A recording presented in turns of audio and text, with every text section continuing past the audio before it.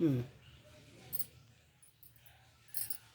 हे भोलेनाथ, श्री चर्चा होत रही कहे, हे भोलेनाथ, आप हमारे गुरु हैं। हमको ऐसा करना कि मैं आपके शरण में हमेशा रहूं। हरिंदर भैया, नीलम दीदी, सबको शिव चर्चा में बुलाते रहें। सब लोग वहाँ बैठकर प्रेम से शिव चर्चा की कहानी सुनते रहें। एक बार की बात है कि भोलेनाथ पार्वती जा रहे थे घूमने। तो पार्वती ने कही कि भोलेनाथ ये बताइए कि जिसको कुछ नहीं मिलता है वह मनुष्य से लेकर जीव जंतु तक कैसे जीते हैं। भोलेनाथ कहें, सुनो पार्वती, जिसको जन्म भगवान ने दे दिया इस धरती पर उनको आहार देगा जरूर। कहें, मैं ये कभी नहीं मानूंगी। कहें, अच्छा, सावन का जो रुद्राभिषेक कराते हैं तो पार्वती जी पूजा करने जा रही थी और लेप लगाई थी, माथ पर तिलक लगाई थी, सब लगाकर एक चूंटा उधर से आया, बहुत कमजोर था। पार्वती ने महादेव को खड़ा करके वहाँ चूंटे को उस डिब्बी में डाल दी और डिब्बी का मुंह बंद कर दी। कही, ये तो रात भर में मर ही जाएगा, कुछ नहीं पाएगा। भोलेनाथ कहे, नहीं पार्वती, ऐसा मत सोचो, वो कभी नहीं मरेगा, वो और दूना होकर रहेगा उसमें। कहें, मैं सुबह में खोलूँगी इस डिब्बी को। कहें, ठीक है। सुबह हुई, नहा धोकर पार्वती जी उठी और महादेव को बुलाई। कही, आप इधर आइए, चूंटा तो मर गया होगा, अब मैं डिब्बी खोलने जा रही हूँ। भोलेनाथ कहे कि वो कभी नहीं मरेगा, आपको क्या सोच रही है मरने के लिए, खोलो डिब्बी। जब खोली तो पार्वती की माथ का 3 चावल जो है उसी डिब्बी में गिर गया बंद करते समय।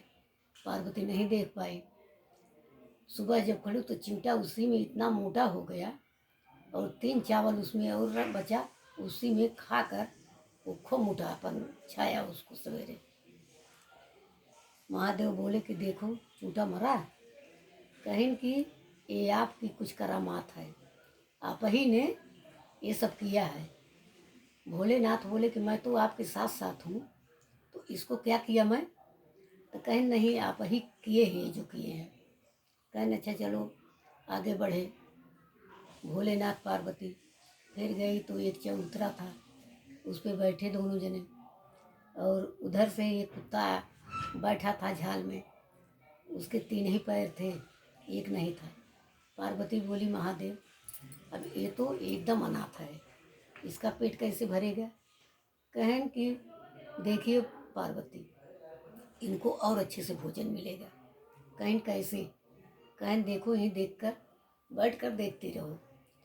इधर से दूसरा कुत्ता गले में एक झोला लटकाए कराया, झोले में पूरी रखी थी और एक डिब्बा में मिठाई भरकर उसने झोला फाड़ कर उस कुत्ते के आगे रख दिया और कुत्ता खाने लगा। भोलेनाथ बोले कि देखो, ये नहीं पैर था लेकिन कितने प्रेम से पाए, कैसे ये खा रही है।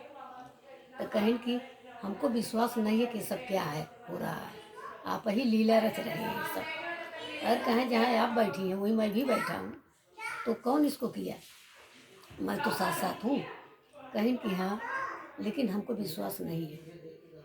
फिर कुछ दूर गए, भोलेनाथ बोले, चलो पार्वती। एक चबूतरा फिर मिला, दोनों लोग उसी पर बैठ गए।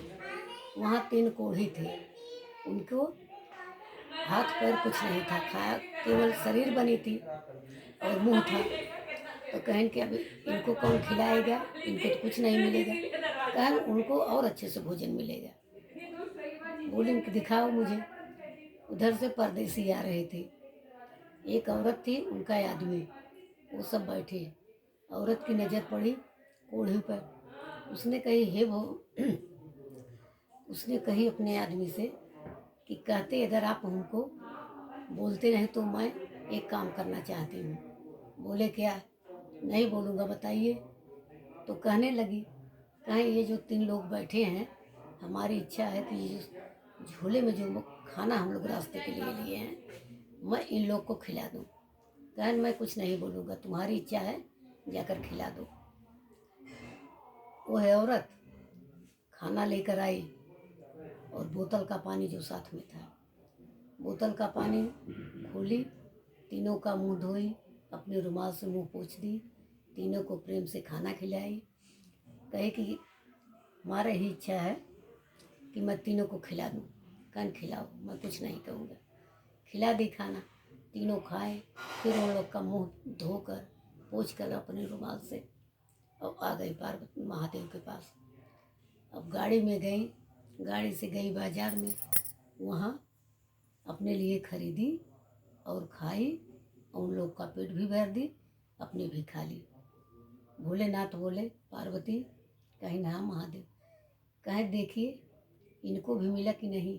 कहीं हे भोलेनाथ, आप में इतना बड़ी शक्ति भरी है कि मैं आवाज़ से आपके साथ चलते समय किसी